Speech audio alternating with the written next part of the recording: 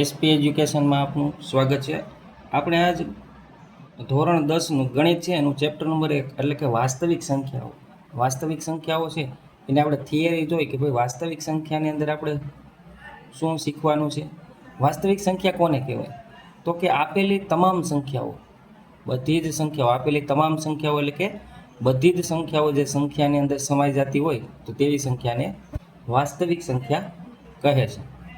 હવે એમાં આપણે શરૂઆતમાં ચર્ચા કરી કે નેચરલ નંબર એટલે કે પછી પૂર્ણ સંખ્યા, અપૂર્ણ સંખ્યા, તો આવી બધી સંખ્યાઓની આપણે આગળ થિયરીમાં ચર્ચા કરેલી છે. હવે આપણે અહીંયા છે સ્વાધ્યાય 1.1 એના દાખલા છે. એનો પહેલો પ્રશ્ન એવો છે કે તમે આપેલી જે સંખ્યા છે એને અવિભાજ્ય અવયવને ગુણાકાર સ્વરૂપે લખો. એટલે ટૂંકમાં આપણને જે સંખ્યા આપેલી છે એના આપણે અવયવ પાડવાના છે. તો આપણે સ્ટેપ બાય સ્ટેપ બધી સંખ્યાના અવયવ પાડતા જઈએ. તો પહેલી સંખ્યા આપણને જે આપેલી છે એ સંખ્યા છે 140. હવે જો 140 છે એના આપણે અવયવ પાડવા છે તો આપણે બે રીતે પાડી શકીએ, પણ આ રીત છે એ રીતે પણ પાડી શકીએ, અને જો આપણને આવડતું હોય તો એનાથી સરળ રીત પણ છે એ આપણે જોશું. તો 140 છે તો અહીંયા આપણને ચાવી આવડતી હોય તો ખબર છે કે એકમનો અંક 0, 2, 4, 6, 8 હોય તો આપણે એને બે વડે ભાંગી શકીએ. તો અહીંયા આપણે આવી રીતે બે ગુણ્યા ભાંગી તો બે ને 140 ગુણ્યા ભાંગી તો 7 દુ ને 14 અને 0 ના 0. હવે 70 છે તો આપણને ખબર છે કે અહીંયા 0 છે તો બે વડે ભાંગી શકીએ. તો 35 દુ 70. હવે 35 છે તો 5 સત્તા 35. તો અહીંયા 5 અને અહીંયા 7. હવે અહીંયા કેટલા વધે તો કે 7 એકુ 7. તો અહીંયા 140 છે એના અવયવ કેટલા પડે તો કે 2, 2, 5 અને 7. તો એના અવયવ ક્યાં ક્યાં થશે કે અવયવ એના થશે ગુણાકારના સ્વરૂપમાં લખવાનું છે અવયવ. તો ગુણાકારના સ્વરૂપમાં આપણે આવી રીતે લખીએ કે 2 ગુણ્યા 2 ગુણ્યા 5 ગુણ્યા 7. હવે હું તમને કહેતો હતો કે બીજી રીત છે. બીજી રીતમાં એવું છે 140 છે તો આપણને ખબર છે 140 એટલે 14 ગુણ્યા 10. 14 ગુણ્યા 10. 14 ના અવયવ પાડી તો 7 ગુણ્યા 2 અને 10 ના અવયવ પાડી તો 5 ગુણ્યા 2. તો આવી રીતે આપણે 140 ના અવયવ પણ પાડી શકીએ અને આવી રીતે પણ પાડી શકીએ. હવે બીજી સંખ્યા છે એ 156 છે. તો 156 છે તો આપણે જોઈએ તો એકમનો અંક કેટલો છે 6 છે. તો આપણે બે ગુણ્યા ભાગ ચાલશે. તો 156 ને આપણે બે વડે ભાગ હાકી તો જો 2 ને 156 ગુણ્યા ભાંગી તો 2 સત્તા ને 14. એક વધે અહીંયા 6 છે એટલે 16 થાય તો 2 અઠા 16. હજી આપણે જો એકમનો અંક 8 છે તો હજી ભાંગી શકીએ તો કે 2 તેરી ને 6 અને 18 વધે તો 2 નવા ને 18. હવે આપણે બે વડે ન ભાંગી શકીએ, 9 છે તો 3 વડે ભાંગી શકીએ. આ બેનો સરવાળો ચાવી છે કે આપેલી સંખ્યાનો સરવાળાને 3 વડે ભાંગી શકાય તો એને 3 વડે ભાંગી શકાય. તો 3 ને 9 12 ને 12 ને આપણે 3 વડે ભાંગી શકીએ તો 3 ગુણ્યાને ભાંગી શકાય. તો અહીંયા 3 લખીએ આપણે તો આને 3 ગુણ્યા ભાંગી 3 એકુ 3 અને 3 તેરીને 9. હવે 13 છે એ અવિભાજ્ય સંખ્યા છે, એને આપણે કોઈના પાડામાં આવતા નથી તો અહીંયા સીધું આપણે લખી નાખવાનું 13 એકુ 13. તો 156 છે 156 ના આપણે અવયવને ગુણાકાર સ્વરૂપે લખી તો 156 ના ક્યાં ક્યાં અવયવ થાય તો કે 2 ગુણ્યા 2 ગુણ્યા 3 ગુણ્યા 13. તો આવી રીતે આ થાય. આગળ જોઈએ આપણે થોડીક મોટી સંખ્યા આપેલી છે 3825. તો હાલો આપણે એની ટ્રાય કરી અવયવ પાડવાની. તો આવી રીતે આપણે 3825 છે એને આવી રીતે લખી અને આપણે જોવાનું એકમનો અંક 5 છે તો 5 ને ચાવીનો ઉપયોગ કરી તો કે જે સંખ્યાનો એકમનો અંક 0 કે 5 હોય તો એને 5 વડે ભાંગી શકાય. તો આ સંખ્યાને આપણે 5 વડે ભાંગી શકીએ.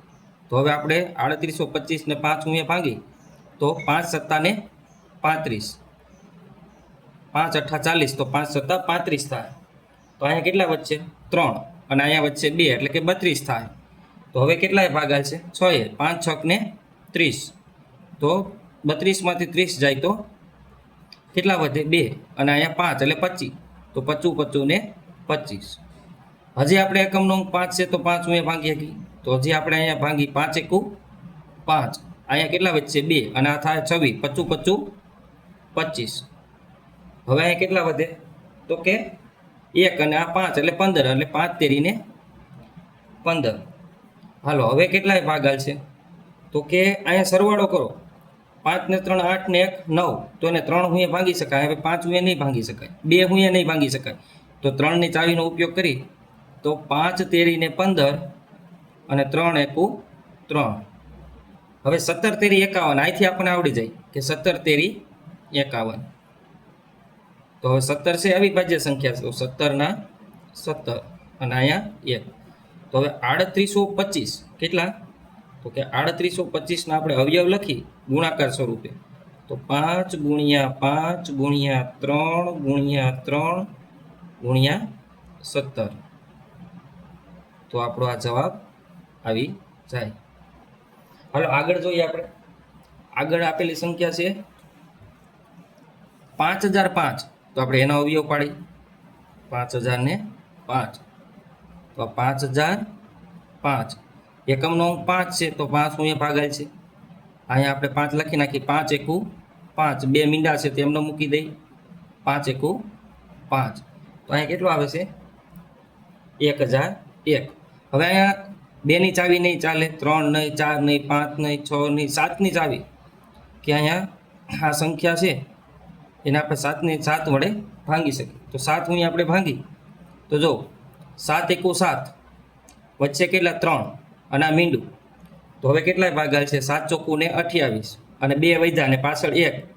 હવે 7 તેરી ને 21, તો 143. હવે 143 છે એ આપણે 143 ને આપણે 11ની ચાવીનો ઉપયોગ કરી, તો જો એકમના આ એકી સંખ્યા અને બેકી સંખ્યાનો તફાવત 0 થવો જોઈએ. એકી સંખ્યા એટલે 1, બેકી સંખ્યા એટલે 4 અને એકી સંખ્યા એટલે 3. તો આ બેનો સરવાળો અને બેકી સંખ્યાના સરવાળાનો તફાવત 0. 1 ને 3 4 અને બેકી સંખ્યા 4 છે. આ ક્રમ જોવાના છે, એકમ એકી બેકી એવી રીતે. તો એકી સંખ્યાનો સરવાળો 3 થાય અને વચ્ચેની સંખ્યા 4, બેનો તફાવત 0 થાય, તો આપણે એને 11 વડે ભાંગી શકીએ. તો આપણે હવે 11 હું ભાંગી, તો 11 એકુ 11 અને અહીંયા 3 વધે ને અહીંયા 3, 11 તેરી 33. તો હવે વધે છે 13. 13 અવિભાજ્ય સંખ્યા છે, તો 13 એકુ 13, અહીંયા આવી જાય 1.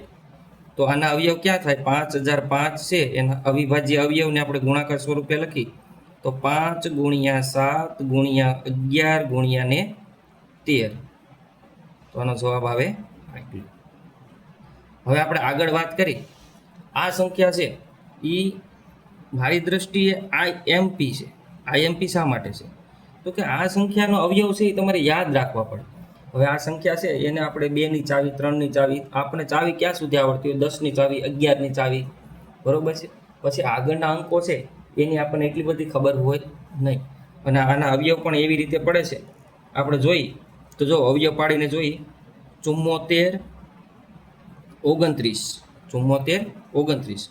હવે આપણે એના અવયવ પાડી તો પહેલાં 17થી ભાગ હાલે છે. ક્યાંથી? 17નો આપણે પાડાનો ઉપયોગ કરી તો 17નો આપણે ભાગાકાર કરશું, 17 ભાગ્યા 74 29, એટલે તમને જવાબ મળશે 437. હવે 437 છે એને તમારે 19 વડે ભાગાકાર કરવામાં આવે તો તમને જવાબ મળે 23, અને 23 છે એ અવિભાજ્ય સંખ્યા છે, તો 23 એકુ 23. આમ 74 29 છે એના અવયવ છે એ 17 19 અને 23 થાય છે.